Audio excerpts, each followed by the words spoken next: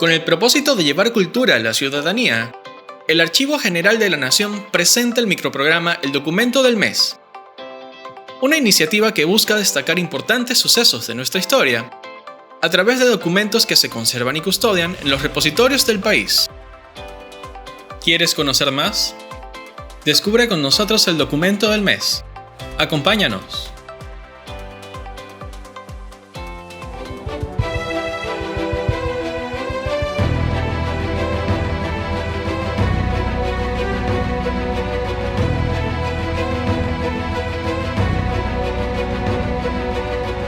En este mes de julio, mes donde se conmemora el bicentenario de la independencia del Perú, el AGN presenta dos documentos que marcaron un hito en nuestra historia.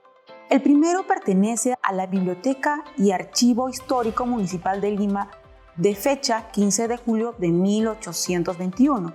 Se trata del Acta de la Declaración de la Independencia del Perú, firmada por notables personajes como Toribio Rodríguez de Mendoza, Francisco Javier de la Luna Pizarro, Hipólito Unanue, José de la Riva Agüero y por otros importantes vecinos de Lima.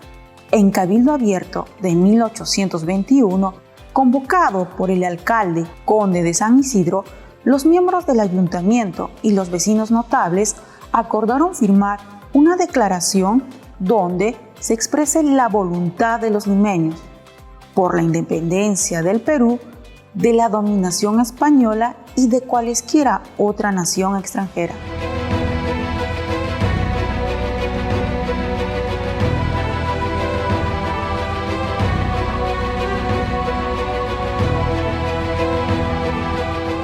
El segundo documento pertenece a la colección Santa María del Archivo General de la Nación, de 19 de julio de 1821. Se trata de la copia certificada del acta de sesión del Ayuntamiento de Lima, presidida por su alcalde, el conde de San Isidro y sus regidores, donde se acordó que el conde de la Vega portaría el estandarte de la libertad, es decir, la primera bandera del Perú diseñada por José de San Martín, indicando: remito a vuestra excelencia el diseño de la bandera que provisionalmente he señalado a este estado.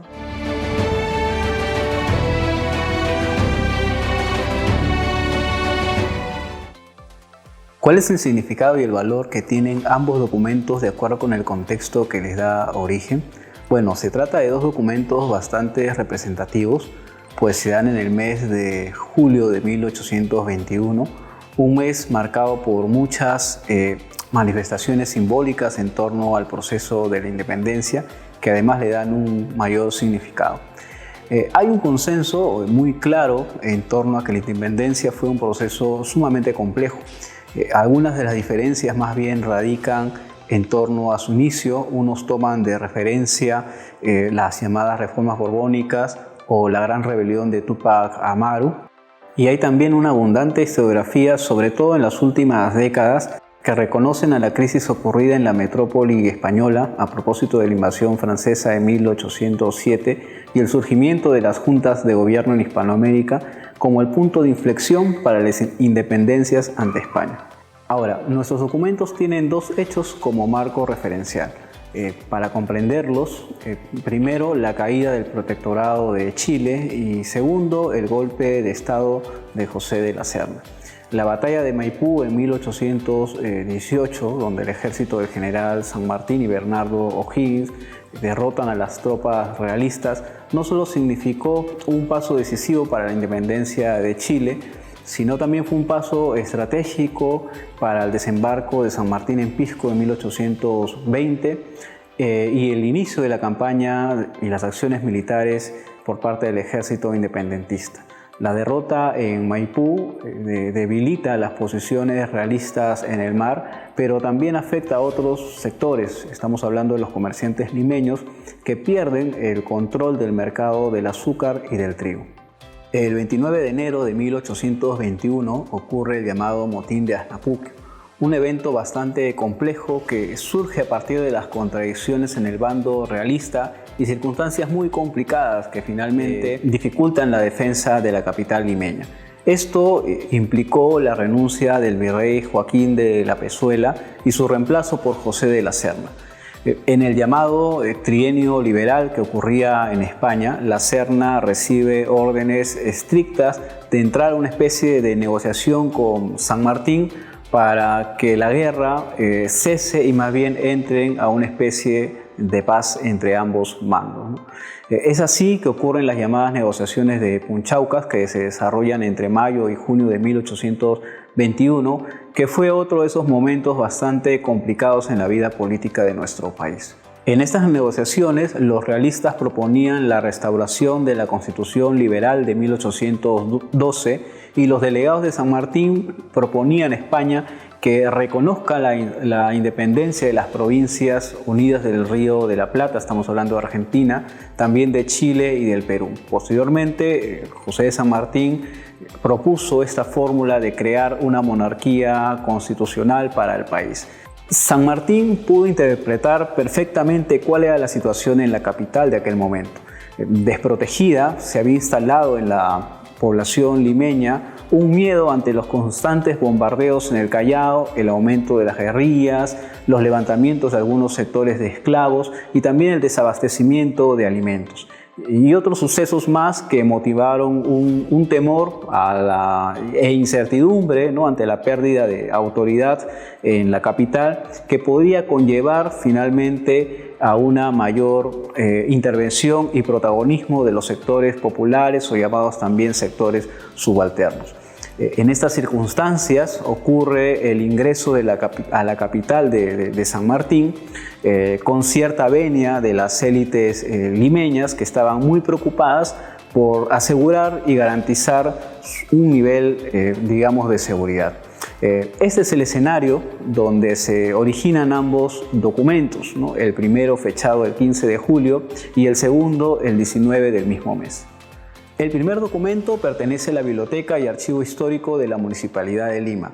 Se trata del acta de declaración de la independencia del Perú, ¿no?, a propósito recientemente declarada como Patrimonio Cultural de la Nación. Esta se da por una convocatoria que realiza el Cabildo por parte del alcalde Cortázar y Abarca, llamado Quinto Conde de San Isidro, en las cuales unos 300 vecinos notables acordaron firmar una declaración que exprese su voluntad de adhesión a la independencia del Perú. En los siguientes folios del acta hay un poco más de 3.000 firmas que no solamente corresponden ya a los limeños notables, sino también a otros sectores sociales, pero que no incluía a los negros esclavos o a los montoneros indígenas o a las mujeres, todos ellos que de alguna manera también tuvieron un papel protagónico en esta gesta independentista. Bueno, esto de alguna manera nos obliga a pensar en que habían adhesiones patriotas de manera muy sincera y honesta, pero también había mucho miedo, como ya habíamos comentado, un temor a la independencia, un temor al ejército libertador, un temor de las élites también a que las clases subalternas puedan tener un nivel de protagonismo en la capital, y también existieron obviamente algunas aspiraciones y ambiciones de un sector de la población o de la élite que aspiraban a ciertos cargos en el nuevo régimen que se veía a venir. Finalmente podemos decir que el documento, al igual que los conocidos juramentos, que eran algunos actos protocolares en tiempos de la colonia, las adhesiones a esta acta constituyeron también una forma de legitimar el nuevo poder, pero de forma simbólica. El segundo documento pertenece al Archivo General de la Nación, está fechado con el 19 de julio de 1821. El documento refleja los preparativos para la proclamación de la independencia. En primera instancia, el general San Martín notifica a los miembros del Cabildo de Lima que se nombre a una persona adecuada para poder portar el estandarte ese día de la proclamación. El Cabildo, el 19 de julio, designa al regidor conde de la Vega del Ren como la persona idónea, adecuada para llevar este estandarte. El conde había sido elegido regidor un año antes, en 1820, y pertenecía al grupo de los liberales asentados en Lima. Una información importante en el mismo documento es que hace mención del diseño de la bandera que el general San Martín había creado a su llegada al Perú un año antes. El 21 de octubre de 1820, don José de San Martín oficializó la primera bandera del Perú, la cual, indica el documento, debía estar dividida por dos líneas diagonales blancas en el extremo superior e inferior y dos rojas a los costados. El escudo debía estar compuesto por el sol. Tal diseño es el que acompañarán a las diversas proclamaciones que hubo en cada uno de los rincones de nuestro país.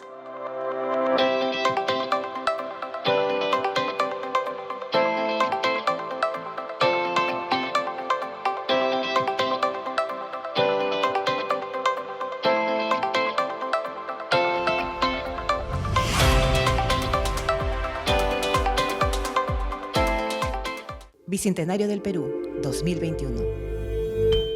Gobierno del Perú.